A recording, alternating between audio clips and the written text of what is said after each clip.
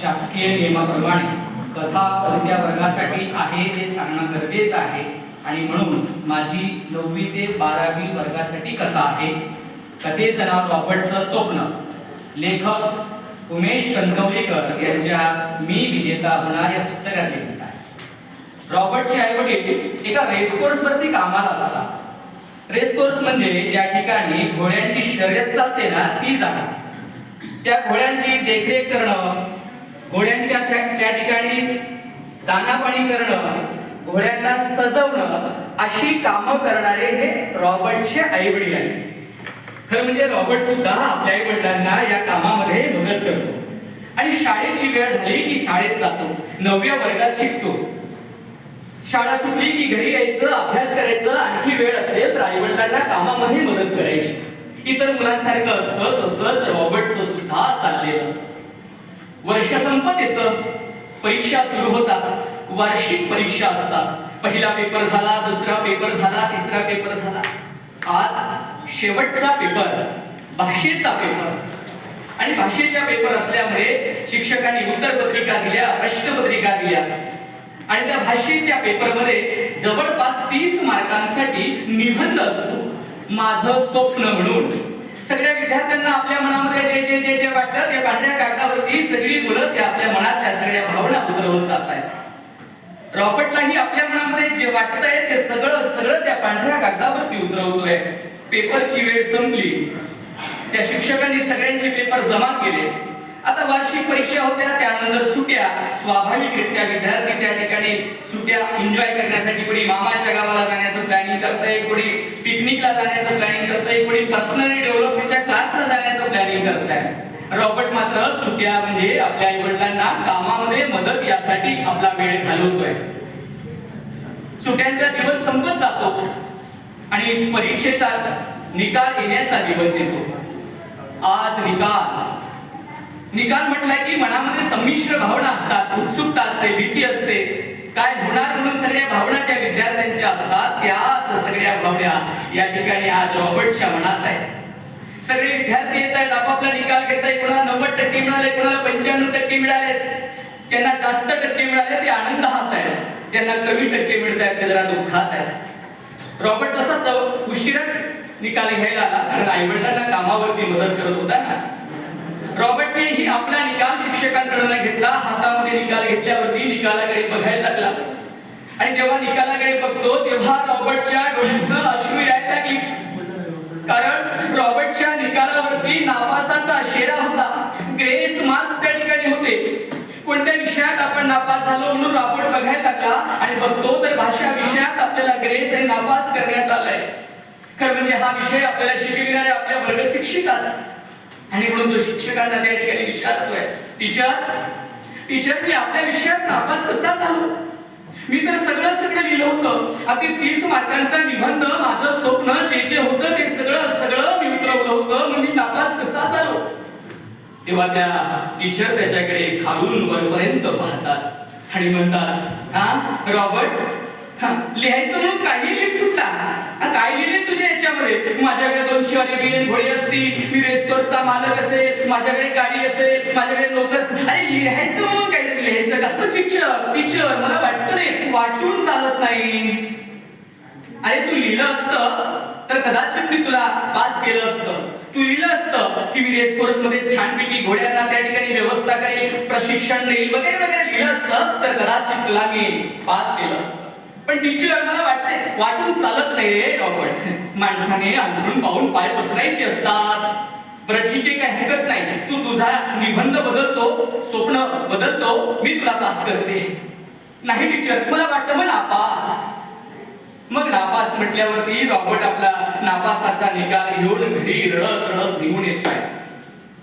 दिवसामागून दिवस जातात, महिने जातात, काही वर्षांचा कालावधी निघून जातो आणि ते छोटस नगर आता महानगर होतं. आजूबाजूला छोटी उपनगर उभी राहतात आणि त्याच महानगरातली जुनी जाणती शाळा त्या ठिकाणी एक छोटीशी पिकनिक सहल त्या ठिकाणी आयोजित करते.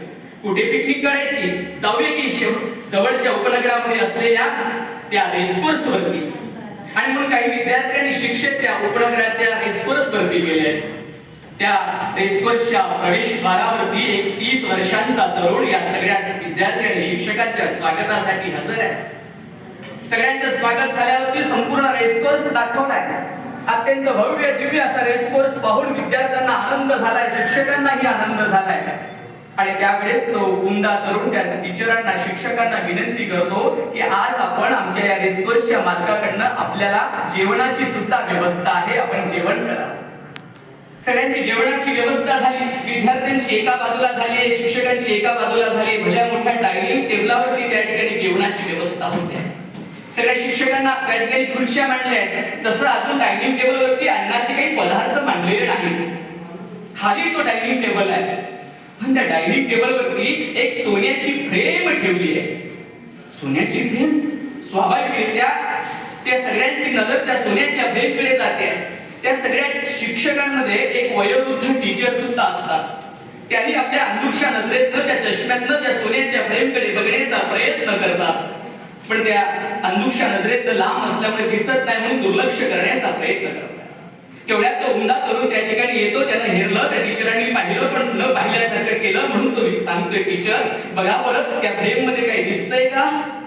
एवढ्या सोन्याच्या फ्रेम मध्ये तेवढाच कुणाचा तरी सुंदर फोटो असेल म्हणून उत्सुक केलं. त्या टीचर पुन्हा पाहायला लागल्या आणि बघावं तर त्या सोन्याच्या फ्रेम मध्ये कुठला सुंदर फोटो नाही, तर कडकट मडकट कागद लॅमिनेट केलेला आहे.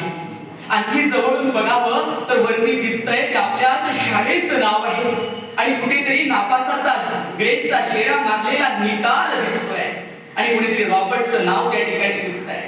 तेवढ्या त्या तरुणाला म्हटलं, टीचर आठवतं का तुम्हाला, तुमच्या वर्गामध्ये सुमारे 17-18 वर्षापूर्वी एक रॉबर्ट नावाचा मुलगा होता, ज्याने त्या ठिकाणी स्वप्न बदलायला तुम्ही सांगितलं होतं, पण त्याने स्वप्न बदललं नाही.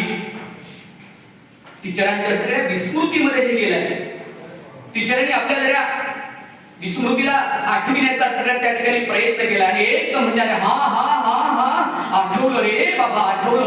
हो हो हो, माझ्या वर्गात होता बरं 16-17 वर्षापूर्वी रॉबर्ट नावाचा मुलगा. हो, मी त्याला म्हटलं होतं तू तुझं स्वप्न बदल, मी तुला पास करते म्हणून, पण नाही ऐकला त्यानं. फार हट्टी. अच्छा, त्याचा हा निकाल होय. तो तुमच्या या रेसकोर्स वरती कामाला आहे का? तुमच्या या रेसकोर्स वरती कामाला आहे का असं म्हटल्यावरती तो तरुण म्हणतो, नाही टीचर, तो आमच्या रेसकोर्स वरती कामाला नाही, तो या रेसकोर्सचा मालक आहे. या रेसकोर्सचा मालक आहे आणि या रेसकोर्सचा मालक तो रॉबर्ट मी स्वतः आहे.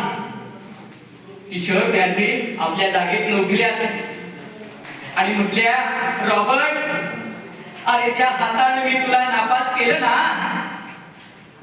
त्या हातानेच मी तुझ्या या स्वप्नाला त्या ठिकाणी सॅल्यूट करते आहे. तुझ्या या स्वप्नाला मी सॅल्यूट करते आहे. रॉबर्ट पुढे झालाय. टीचरांना त्या ठिकाणी नतमस्तक होत म्हणतोय, टीचर, हा हात आम्हाला सॅल्यूट साठी नकोय. तुमचा हात आम्हाला त्या ठिकाणी आशीर्वाद देण्यासाठी हवाय. आणि फक्त लढ म्हणा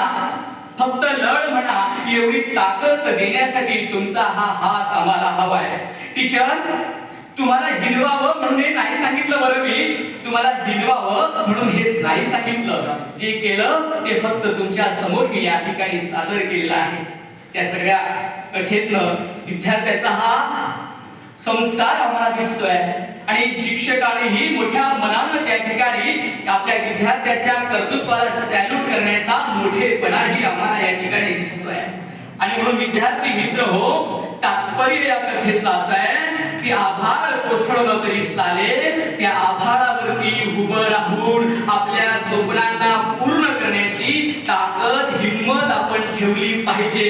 बेहत्तर आहे, सगळ्यांनी चूक ठरवलं तरी आपण पाय रोवून त्या आपल्या स्वप्नांना उभं करण्यासाठी कष्ट, परिश्रम, कठोर ज्या घटना आपल्या समोर येतील त्या आपण पूर्ण केल्या की आपण त्या ठिकाणी नक्कीच विजेता होतो.